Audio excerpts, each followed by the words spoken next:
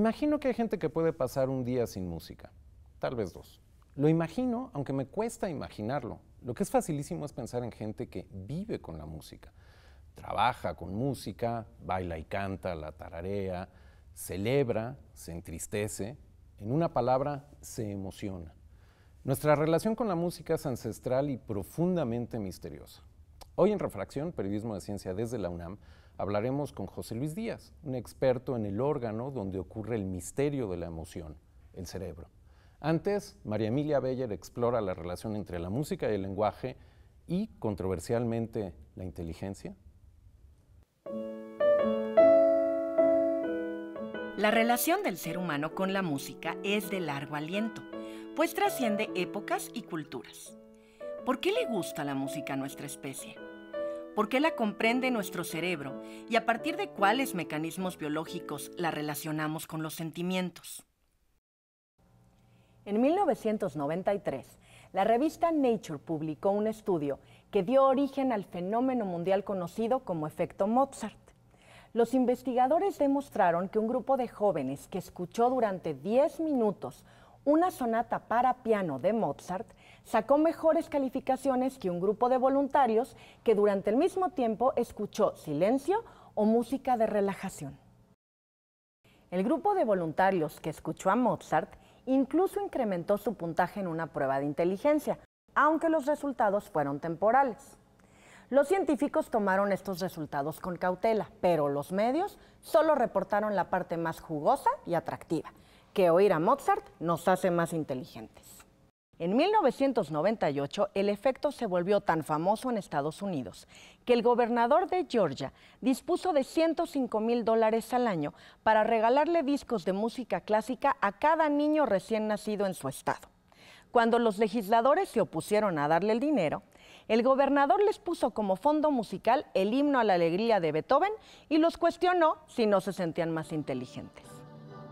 Para los científicos, las dudas surgieron inmediatamente, pues la relación causal entre escuchar música y volverse más listo dejaba muchas dudas sembradas en el camino.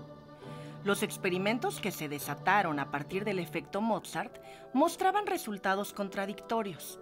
Pero esta ambigüedad no detuvo a quienes construyeron una industria millonaria para vender discos a los padres que querían hacer más listos a sus hijos a punta de notas musicales. Las empresas que han explotado al efecto Mozart insisten en que el poder de la música controla la ansiedad, mejora la calidad del sueño, incrementa la inteligencia y la memoria. Pero, ¿qué nos dicen los estudios recientes sobre la música y su acción sobre el cerebro humano? Muchos estudios científicos dan cuenta del impacto que tiene la música en nuestro cerebro. ¿Cuál sería la importancia evolutiva que tiene la música para nuestra especie? Realmente aquí hay dos fases que hay que considerar en la evolución, ¿no? Por un lado, el desarrollo del sentido auditivo, que es el órgano con el que podemos percibir la música. Y por el otro lado, lo que nosotros podríamos llamar el nacimiento de la música, que surge a partir del Homo sapiens. Pero lo más importante es que el sentido auditivo surge como una ganancia evolutiva, ¿no? Para poder darse cuenta de qué hay en el ambiente sin necesidad de la vista. Entonces, los organismos que tenían un sentido auditivo rápidamente reaccionaban ante cualquier sonido que pudiera ser amenazante y eso resultaba algo muy bueno para conservar la vida. Finalmente llegamos a los homínidos, ¿no? Que es, bueno, es también una historia larga, pero los homínidos son, digamos, una línea ya bien conocida, estudiada, que lleva más o menos directo hacia el Homo sapiens, que somos nosotros como especie. Una característica muy importante del sentido auditivo es su conexión con la memoria. Llevamos más de 20 o 30 años investigando sobre música y cerebro y casi todas las investigaciones se van hacia la emoción, ¿no? Buscando las respuestas de cómo la música llega a los centros de la emoción y cómo la música logra despertar esto que nosotros llamamos las emociones. Muchos científicos defienden que la música evolucionó a la par que el lenguaje y por eso aventuran que tenemos regiones en el cerebro que están dispuestas a recibir y decodificar la notación musical desde que nacemos. Pero otros autores desdeñan la relación de la música con la inteligencia o las emociones. Carecemos de respuestas definitivas, pero las investigaciones científicas continúan. José, la música está presente en todas las culturas de nuestro planeta. Entonces, ¿tú consideras que parte de ser humano es gustar de crear y de tocar música? Sí, más que una consideración mía, es una observación. En todas las culturas, en efecto, hay danza, hay música, hay instrumentos musicales, hay canto. Por supuesto que en la mayoría, en la enorme mayoría de ellas también hay otras manifestaciones como teatro, como la propia literatura, sea escrita o sea transmitida de modo oral. Entonces, parte de la vida cultural y social de una civilización, sin duda alguna, y que expresa cosas que seguramente no podemos expresar de otro modo. Es la única explicación posible de por qué existe la música. La música tiene contenido, tiene un contenido gramático y semántico que no podemos expresar a través de palabras. ¿Y nosotros también podríamos decir que tenemos cierto ritmo? El ritmo está dado desde el momento en que late nuestro corazón, desde el momento que inhalamos y exhalamos, desde el momento que caminamos con un pie y con el otro. No es casualidad, por ejemplo, que en gran parte de la música del mundo la dicotomía binaria, el adentro, afuera, tensión, distensión, pesado y liviano, que es exactamente cómo nos movemos y cómo funciona nuestro cuerpo, sean parte integral del lenguaje musical y de muchos otros escénicos. Y en tu experiencia como director, cuando estás al frente dirigiendo una orquesta, ¿has sentido que algunas melodías son propensas a favorecer ciertas emociones en tu público?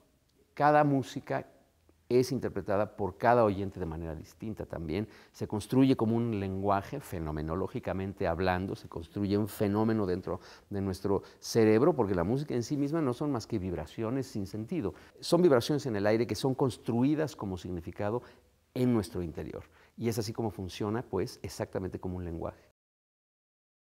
Para estudiar la relación entre la música y el cerebro, el Instituto Nacional de Psiquiatría unió esfuerzos con la Facultad de Medicina y la Facultad de Psicología de la UNAM. Desde el año 2000, este grupo une sus investigaciones para tratar de determinar el elusivo paso de las notas musicales por nuestras redes neuronales. El elusivo paso de las notas musicales por las neuronas es ahora un poco menos elusivo gracias a la música de Bach y Mahler en las investigaciones de José Luis Díaz, neurofisiólogo de la UNAM, experto en el cerebro. José Luis, bienvenido, gracias por venir. Gracias por invitarme. Vamos a dedicar un minuto o dos al efecto Mozart dentro de un minuto, pero primero quiero establecer algunas premisas desde tu punto de vista como investigador acerca de la relación entre música y cerebro. Tú has estudiado las respuestas cerebrales a distintos estímulos musicales bajo diferentes esquemas experimentales. ¿Tienes alguna duda de que la música estimula el cerebro? No, no hay ninguna duda. De que produce respuestas emocionales.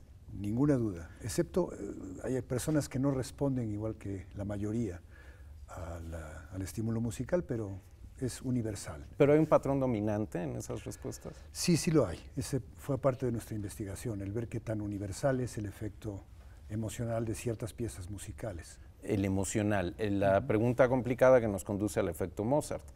¿Tienes alguna duda de que los estímulos musicales alteran la capacidad racional del ser humano? Sobre la capacidad racional sí tengo dudas. La que no tengo dudas es sobre la capacidad afectiva. Claro, y esa la vamos a examinar dentro de un minuto, pero no es que me entusiasme, pero tengo que dedicarle un momento al efecto Mozart porque es uno de esos mitos populares terriblemente extendido bajo la pretensión falsamente científica de que, como indicaba María Emilia, escuchar música nos hace más inteligentes, llevada al extremo de que ponerle Mozart a los bebés los va a convertir en gente como tú.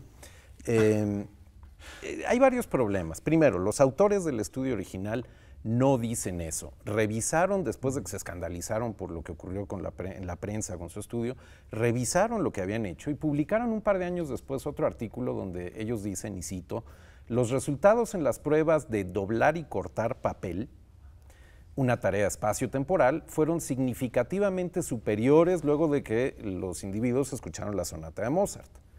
Pero sus resultados en tareas que no son espaciotemporales no cambiaron luego de escuchar a Mozart. Es decir, Mozart no nos hace inteligentes, nos hace mejores para doblar y cortar papel, básicamente. Además, los resultados positivos que hay no han sido universalmente replicados. ¿Podemos entonces desechar de una vez la idea de que ha sido demostrado que escuchar a Mozart nos hace más inteligentes?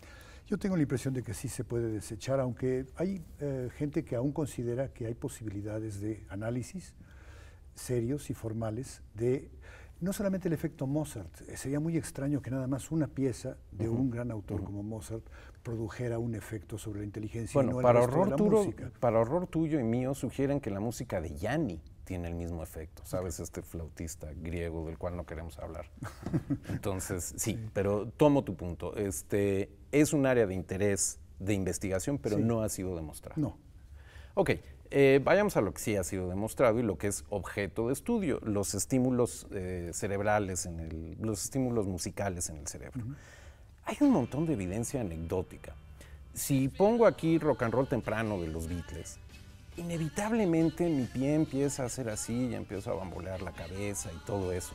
Pero también si pongo salsa de los Bam Bam de Cuba, o si pongo percusiones de Babatunde o Latunji del África, o si pongo el concierto número 5 de Brandenburgo de Bach, que es música barroca de la más pura, todos producen respuestas motoras, estas que describí, bamboleo o dirigir la orquesta con una orquesta que no hay, con la mano, que parecen instintivas.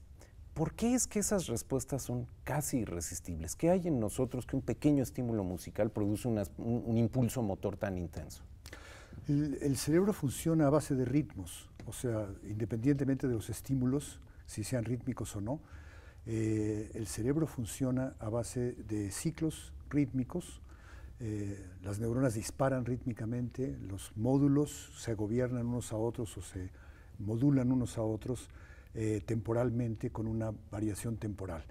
Es decir, el cerebro está preparado para adoptar ritmos y se fascina, entre comillas, por estímulos que son rítmicos, precisamente porque entonces se empata un estímulo externo con una característica interna del cerebro.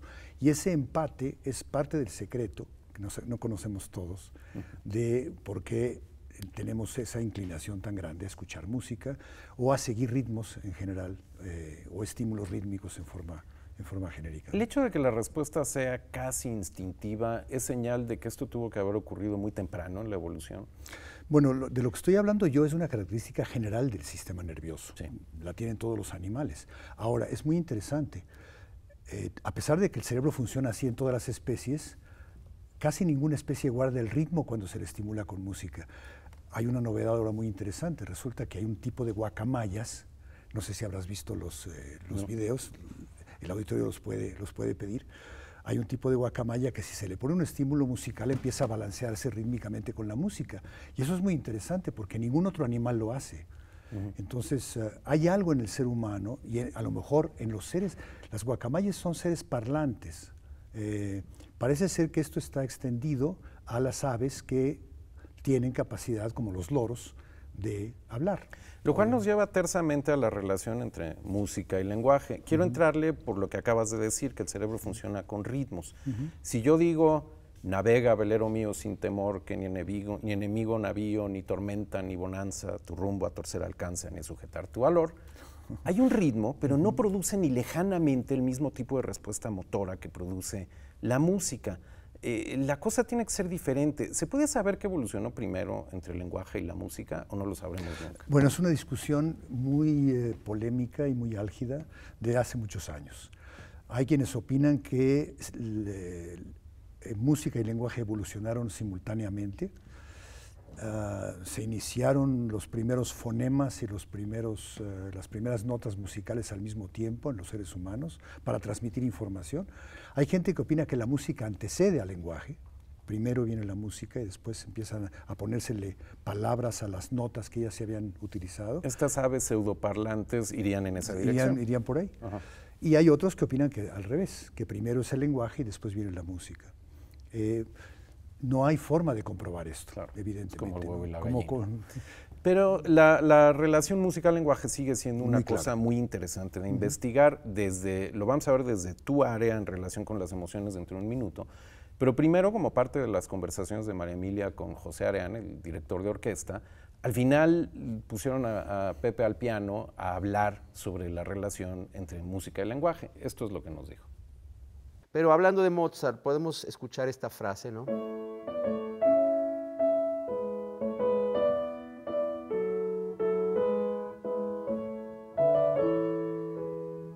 Una pequeña frase musical de Mozart. Cuando escuchamos,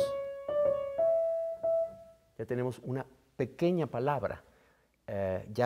Si cada una de las notas son las letras, entonces aquí tenemos una pequeña palabra.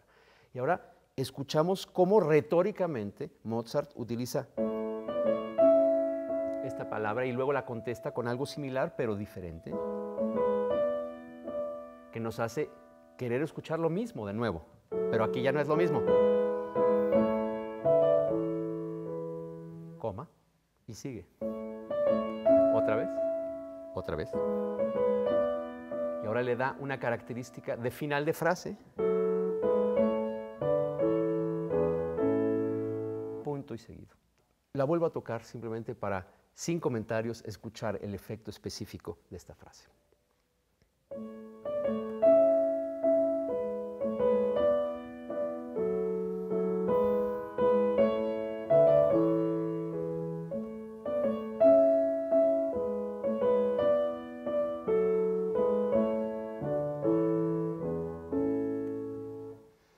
Pocos compases en la música de Mozart, pero claramente organizados como un lenguaje, con su gramática específica y entrenados oídos quieren escuchar algo, y un poco del goce de la música tiene que ver precisamente con este contraste de lo que queremos escuchar, cuál es nuestra expectativa y si esta expectativa es o no llenada por el compositor.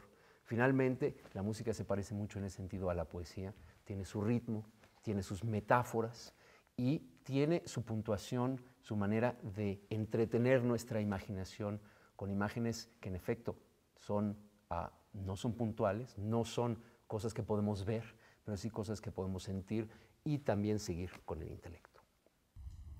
José Areán, músico mexicano al piano, hablando de la música como lenguaje. José Luis Díaz, José hablaba ahí de notas como letras, habla incluso de palabras, coma, dice con el dedo, o sea, puntuación, habla hasta de retórica, pero no habla de sustantivos y verbos. En este paralelo de música con lenguaje, esto es lo que explica que la respuesta nuestra ante la música sea emocional y no racional. Bueno, la idea de que la música es un lenguaje está muy claramente ilustrada en este piano y en esta pieza de Mozart. Hay notas, hay letras, hay frases, hay palabras, hay párrafos, etc. El paralelismo es muy claro.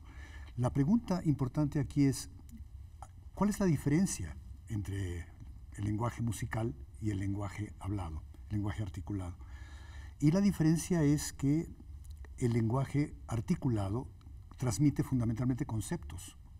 Si yo digo el gato en el tejado, la gente que me está escuchando tiene una serie de imágenes y demás muy claras sobre algo muy específico, que es un animal, un sitio y demás. Pero si yo digo pa pa pa pa, no hay un gato en el tejado.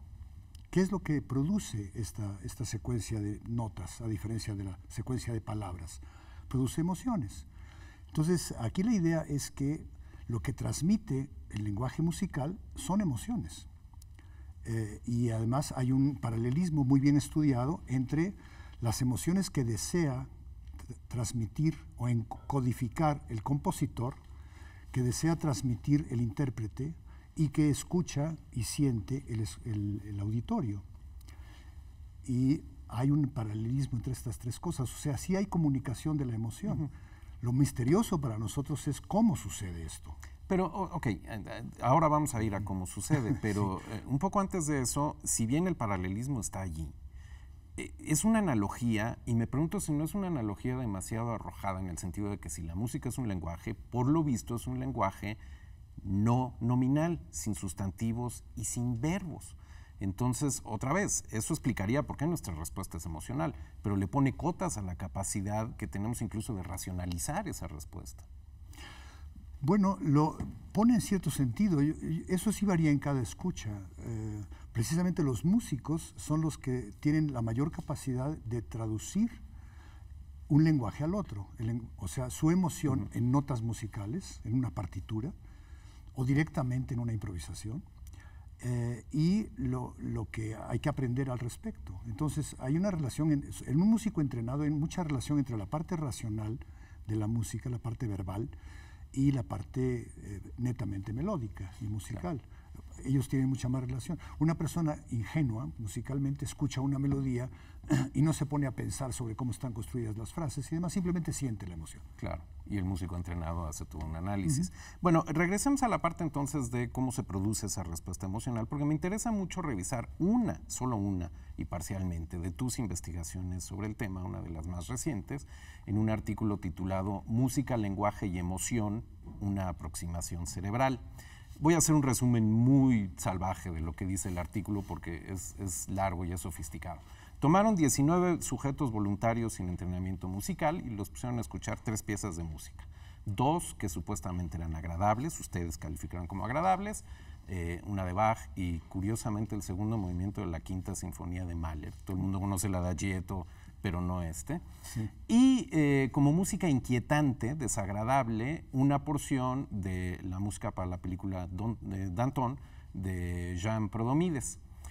Para detectar la respuesta cerebral, le colocaron ustedes cables en el cerebro, como es usual, para tener un electroencefalograma a los individuos, pero también resonancia magnética funcional, que te da una imagen de cómo se está consumiendo la energía y qué zonas del cerebro se están activando con resolución milimétrica. Bueno, ustedes sugieren un modelo al final del artículo, que tiene que ver con los ritmos de los que hablabas. Ustedes sugieren que el estímulo musical son pautas sonoras espaciotemporales, y que la respuesta cerebral son pautas de coherencia entre módulos cerebrales. Primera conclusión que extraen ustedes, el nivel de coherencia del que estamos hablando es interpretado como lo que le da el valor emocional al estímulo, en el sentido de que las pautas coherentes se interpretan como agradables y las pautas incoherentes como desagradables. El título del artículo ponía una aproximación. ¿Qué le falta a este modelo que proponen ustedes, brevemente, José Luis, para contar la historia completa? Le faltan muchas cosas. Lo que hicimos aquí fue algo muy preliminar. Las investigaciones de mucha gente, de muchos grupos en el mundo sobre la emoción musical están apenas en sus inicios. Lo que hicimos fue esencialmente, las 2 piezas que mencionaste agradables, la de Mahler y la de Bach, son totalmente distintas musicalmente hablando, sí. De estructura musical. Una es una pieza suave para piano y la otra es una pieza para gran orquesta. Lo que tienen en común es que producen el mismo tipo de agrado y eso no lo calificamos nosotros. Hicimos una investigación previa con muchísimos sujetos que calificaran cuáles emociones les producen ciertas secuencias musicales y estas 2 produjeron una sensación agradable, sumamente intensa, ¿no? Y lo contrastamos, sumamos estas 2 y promediamos en el cerebro las reacciones de las 2 al mismo tiempo para eliminar el efecto de la música como estructura. Simplemente nos quedamos con la emoción musical. Porque la hipótesis allí es que como son musicalmente tan diferentes, pero comparten la noción de agradable, entonces las características que las hacen diferentes se van a medio promediar al Se van a restar, se van a eliminar. Queda realmente la sección cerebral o la parte del cerebro que está involucrada en la emoción de agrado musical. Ajá. Y eso, para estar seguros de que estamos hablando de agrado musical, usamos una pieza desagradable y esencialmente restamos la imagen cerebral de las 2 piezas agradables juntas, restadas de la pieza desagradable, y viceversa. Y lo que encontramos fue esencialmente lo que tú dijiste. Hay un predominio del hemisferio izquierdo, que es el hemisferio para las personas diestras, que somos el 90% de la población, las que manejan la mano derecha, o sea, y ahí es donde residen las zonas del lenguaje fundamentalmente. Curiosamente, antes se decía que el hemisferio izquierdo es lingüístico y el hemisferio derecho es musical. Estas investigaciones y otras varias demuestran que las cosas no son tan simples. Esa siempre era una idea demasiado simplista. Es una idea muy simplista. De hecho, no es así. La emoción musical agradable estimula fundamentalmente módulos del hemisferio izquierdo, que también son módulos lingüísticos. ¿Qué quiere decir esto? Que el sujeto reconoce, claro, inconscientemente, lo que tú llamarías instintivamente, reconoce a la música agradable como una música que tiene una gramática que ya maneja, que conoce, que le es familiar. Y cuando restamos la pieza desagradable de las agradables, se estimula más que nada el hemisferio derecho. Quiere decir que el sujeto no está reconociendo la gramática del asunto. Entonces, la emoción musical no es una emoción primaria, es una emoción sumamente sofisticada, muy cognitiva. Por eso nada más los seres humanos aparentemente sentimos estas emociones, porque son emociones que no son las que nos produce el miedo que vemos cuando vemos a un predador caminando por ahí. Y de hecho, eso lo articulan ustedes en otra de las conclusiones del artículo. Dicen, nuestros resultados concuerdan con la idea de que la emoción musical difiere de las emociones básicas evocadas por estímulos ecológicos. ¿Te refieres a ese tipo de estímulos, sí, claro, los del ser humano originario en las praderas del África? Bueno, me refiero a estímulos que emocionan desde las especies, ahí sí, muy elementales. La emoción de miedo, de susto, de alegría, de tristeza, de sorpresa, etcétera, son emociones que responden directamente a un estímulo y tienen una respuesta adaptativa conductual inmediata. Yo veo, si en este momento entra un tigre por aquí, tú y yo antes de seguir platicando, nos vamos a levantar y vamos a correr. Y de hecho vamos a tomar una decisión, pelear o huir, que es una de las decisiones más tempranas. Más básicas, sí.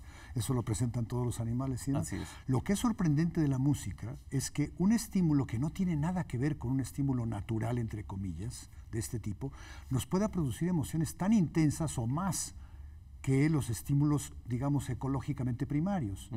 Es decir, estamos hablando de dos tipos de emoción. La emoción básica primaria, las 6 básicas que acabo de mencionar, y las emociones musicales y otras que pertenecen a una esfera cognoscitiva superior y demás, que se emparentan más con las emociones morales, como la admiración o el odio, etcétera, ¿no? Y eso es absolutamente fascinante. Hablamos de la emoción o las emociones como si no hubiera una gradación entre ellas, pero ustedes implícitamente todo el tiempo lo tienen en mente. Termino con una pregunta personal. En tus artículos sobre música y cerebro continuamente utilizas frases como el valor hedónico, es decir, el grado de placer que provoca algo, y la valencia emocional, esto que discutíamos ahora, el valor en una escala de emociones. Claramente eres un melómano. El haber estudiado por tanto tiempo, tan racionalmente, el origen de la emoción, ¿no disminuye el potencial de emocionarte de la música? Al revés. Yo creo que mientras más se adentra uno, como científico o no, en el mundo de la música, sea como melómano o como investigador, el gozo o el miedo o las emociones primarias de la música se ven acrecentadas, ¿no? Pues, José Luis, celebro mucho que sea así, porque podemos terminar en una nota muy positiva. José Luis Díaz, gracias por haber venido. A ti,